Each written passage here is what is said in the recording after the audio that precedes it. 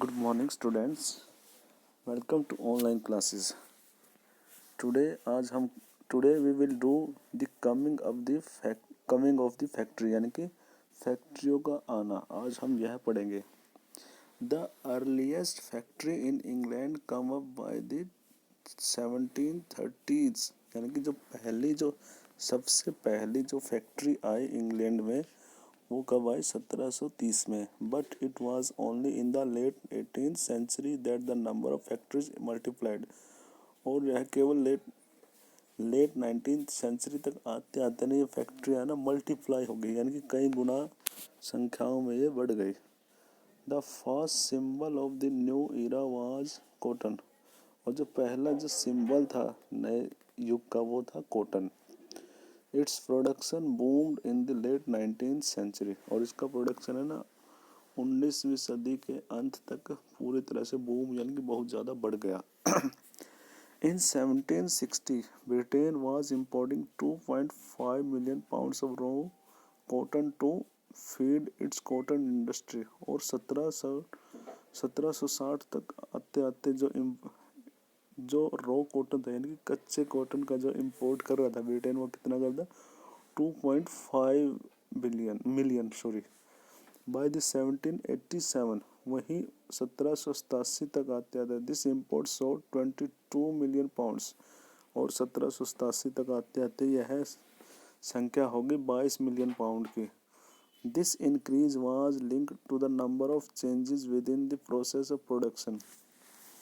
और यह जो इंक्रीज है इसमें बहुत सारे चेंजेस आए इस प्रोडक्शन में. Let us look briefly at some of this. और अब हम देखते हैं इनको संक्षेप में ये जो क्या क्या चेंजेस आए इसके अंदर. A series of invention in the 18th century increased the efficacy of each step of the production process. Carding, twisting, spinning and rolling. तो बहुत सारे इन्वेंशन हुए. सीरीज ऑफ इन्वेंशन का मतलब क्या है बहुत सारे इन्वेंशन हुए 18th सेंचुरी में जिससे क्या हुआ कि जो प्रोडक्शन की जो प्रोसेस थी वो और भी ज़्यादा एफिकेस यानी कि आसान हो गई. जैसे जिसमें कार्डिंग ट्विस्टिंग स्पिनिंग और रोलिंग होते थे ना जो पहले जो पुराने टाइप से, अब उसमें काफ़ी ज़्यादा चेंजेस आ गए इन इन्वेंशन से.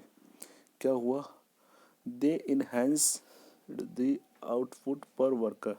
उन्होंने क्या कर दिया जो हर वर्कर का यानी कि हर श्रमिक के साथ क्या कर दिया प्रोडक्शन को इन्हेंस्ड यानी कि बढ़ा दिया. Enabling each worker to produce more. और हर वर्कर को बना दिया किसके कि वो ज़्यादा से ज़्यादा प्रोडक्शन कर सकें. And they made possible the production of stronger thread and yarn. जिससे कि और भी ज़्यादा मजबूत धागे बनने लगे. The Richard Arkwright created the cotton mill. Richard Arkwright नाम का एक व्यक्ति था जिसने कॉटन मिल को बनाया. Till this time as you have seen cloth production was spread all over the countryside and carried out within village household. और तब तक तो जो प्रोडक्शन था क्लॉथ का वो काफ़ी ज़्यादा फैल गया था. कहाँ शहरों गाँव में और गांव के घरों के अंदर आ गया था. यानी कि अब गांव के घर के अंदर क्या हो गया था कॉटन का प्रोडक्शन होने लगा था. But now the costly new machine could be purchase setup and maintain in the mill. लेकिन अब क्या था जो कॉस्टली नई मशीनें थी यानी कि जो महंगी जो नई मशीनें थी अब उनको परचेज किया जा सकता था. उनको मिल में सेटअप भी किया जा सकता था. Within the mill, all the process were brought together under one roof and management. तो इस प्रकार अब मिल के नीचे ही ये सारी की सारी प्रोसेस एक छत के नीचे ही होने लगी. मैनेजमेंट पहले अलग अलग जगह पे होती थी ना प्रोसेस, अब क्या हो गया ये एक जगह पे होने लगे.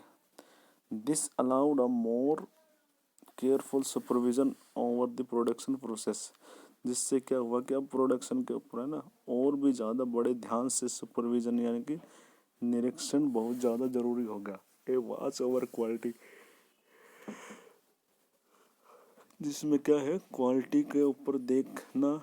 एंड रेगुलेशन ऑफ लेबर और श्रमिकों के लिए कानून बनाना. All of which had been difficult to do. जो कि बहुत ज़्यादा डिफ़िकल्ट था करना when production was in country side.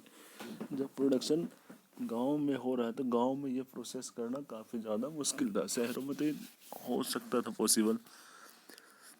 In the early 19th century, factory increasingly became an intimate part of England landscape।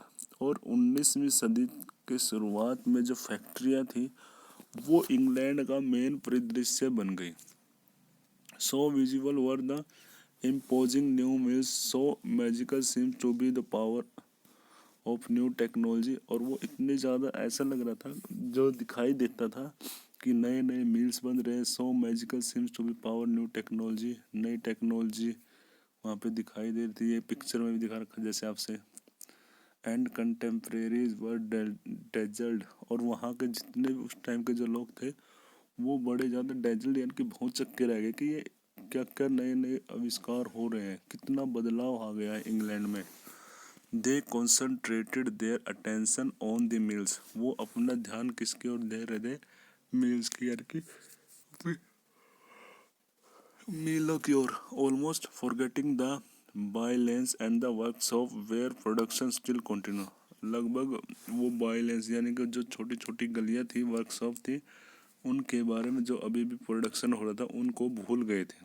मतलब अब फैक्ट्रियाँ लोगों के जहन में थी।